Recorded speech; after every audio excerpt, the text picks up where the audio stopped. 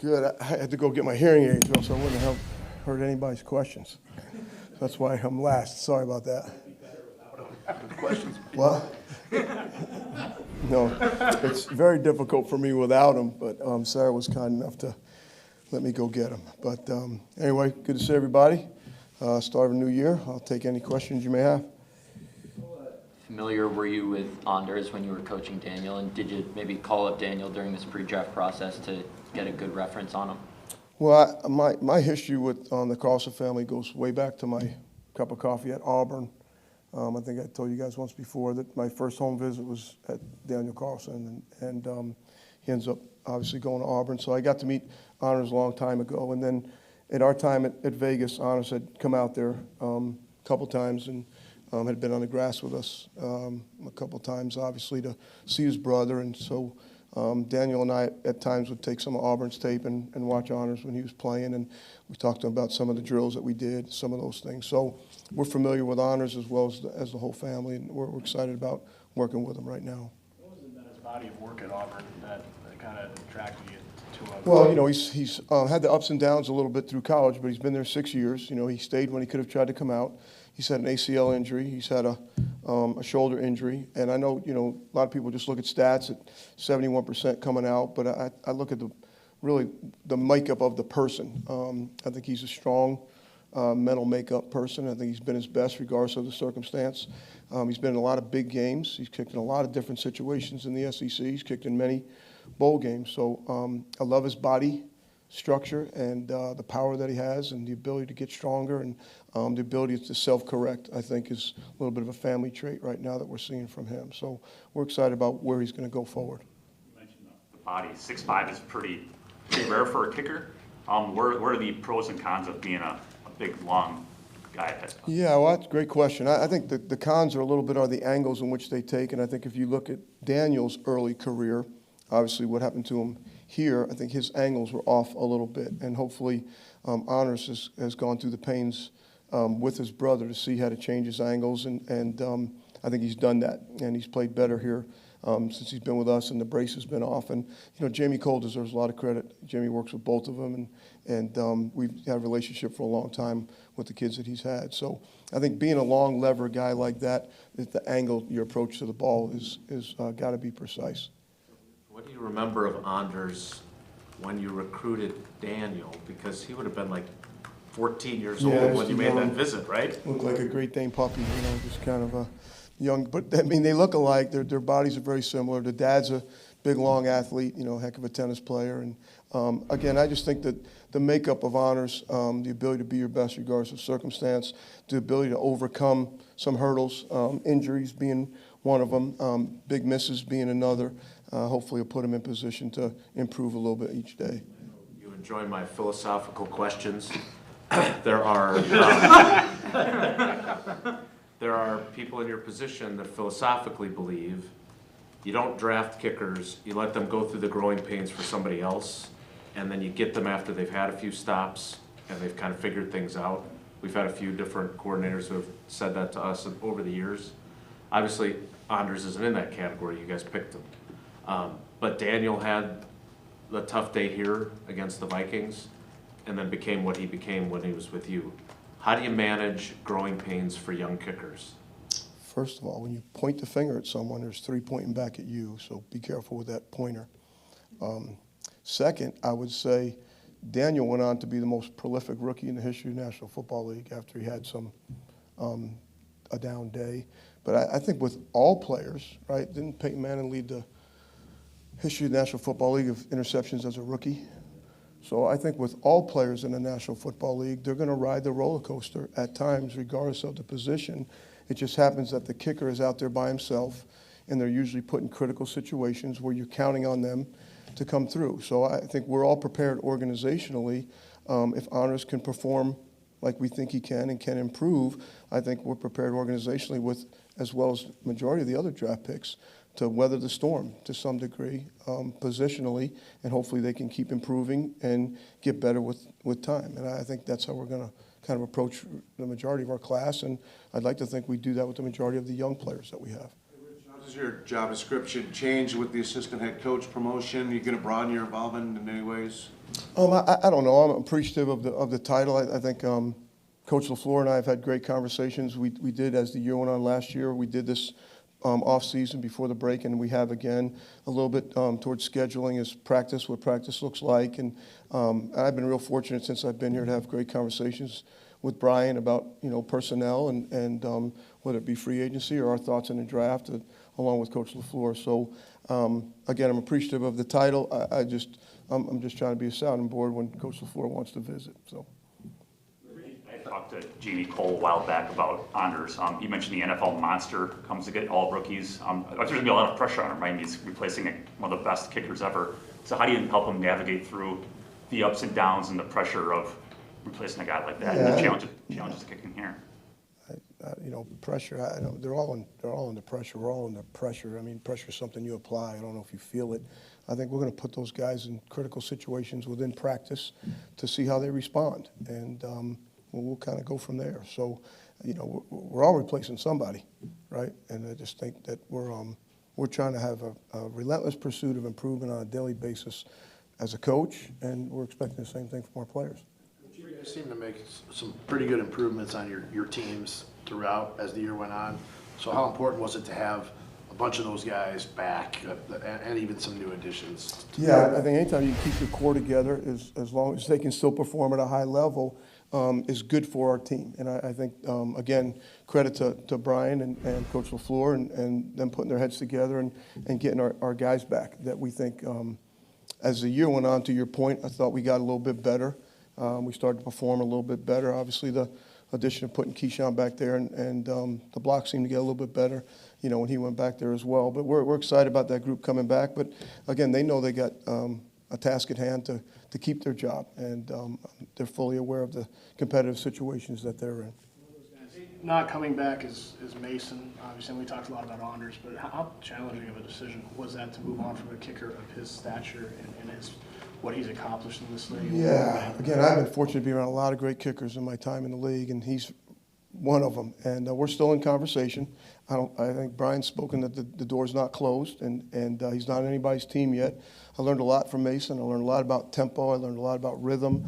I learned a lot about ball strike. And going all the way back to when I had him in the Senior Bowl in 2007, and I think he came out of a difficult year the year before and had a heck of a year last year. So I still think there's play in Mason, and we'll see what the future holds. But I know he's excited for what's next for him in my conversations with him, and I'm just fortunate to have a chance to be with him. Showed some punt return skills at Just college. please, I'm sorry, just be a little louder. Yeah, I'm sorry. Jaden Reed showed some punt return skills in college. In what ways is the punt return challenge different in the pro game than from the college game? I think I don't know if they're different. It's a kicking ball, and I know that sounds funny, but there's a new ball that goes into the game for those guys, and when they get a hold of that slicker ball as a return guy, you see some muffs or fumbles from some young guys early till they get used to there being a new ball in there. It's not the same quarterback ball he's catching as a receiver, but he's got tremendous speed. We think he has really good vision and balance, so we're excited about see what he can do as we get going here. Having been along with Keyshawn throughout this whole journey from the beginning, just how gratifying was that to see him start to reap some of those rewards of kind of the work he's put in and the successes he had last season? Yeah, I think it's great for him. It's he's got a family, he's got two little ones, and we all know about his mom battling with and going through cancer, and so for a kid to come as a free agent, it's just a testament to hard work and intestinal fortitude, really, and again, his mindset about being your best regardless of circumstance. And when the opportunity was given to him, obviously how he responded. So we're excited for what he's going to do going forward as well. Jack Coco no longer here. You brought in a veteran long snapper in Matt. What do you sort of see that competition looking like? And did you know Grant DuBose could long snap? Did I know who? He was the wide receiver drafted this year. Yeah, I don't think we'll put him at long snapper. But no, I think we have a good competition going right now. We're excited about going to get Matt. He's played a lot of football. He's a 6'4" body that can really move his feet. He's athletic. So when we brought in a young guy, in BR that we think has got some good size as well, that had a good rookie camp with us. So we're excited about the competition we have going at long snapper. For those of us that might not watch that competition as closely, what are you looking for there? Like, what do you need to see to name a guy your starting long snapper. Well, where do you want me to start? Want me to start at the velocity? Want me to start at the body size? Want me to start at the hand grip? Want me to start at the short snap? Want me to start at the ability to cover the A gaps? All of the above. And but I think these two guys have some great length to them. You know, being 6'3.5" and 6'4.5", I think both of them got some really good size. They're really athletic. And again, Matt's played a lot of ball, so we're excited about that competition. What's your barometer for a good velocity on a long snap? Yep. Yep. I know exactly what it is. Rich, you talked a little bit about having the chance to talk with Brian and Matt about personnel a little bit and the promotion.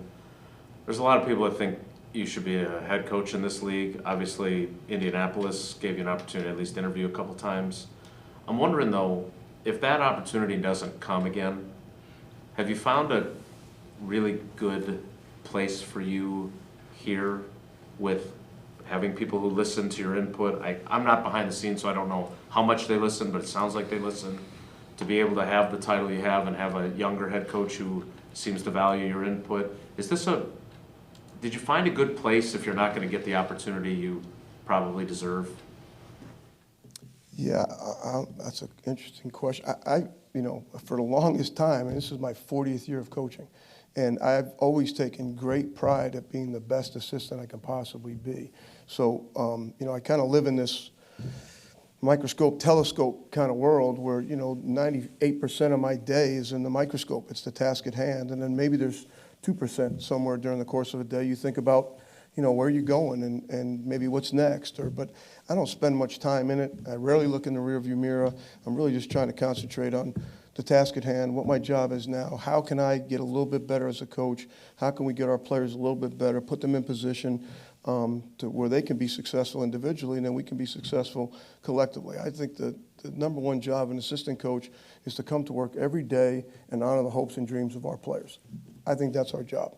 And again, I'm appreciative of the job that I have. I'm appreciative of the conversations I can have with Coach LaFleur, no different than I have with Joe Barry or Steno or Buckus or, you know, Jerry Moe or JD and on and on and on. And I'm so fortunate to have, you know, Byron Storr and now Kyle Wilbur. Both guys have played for me. They've been in this system. They can talk to the players about me. You know, they can talk to the players about what it is to go through the practices the way in which we want to go through practices. So I appreciate the question, but, you know, I really don't think much about what I don't have. I think a lot more about what I do have and the direction that we're going collectively.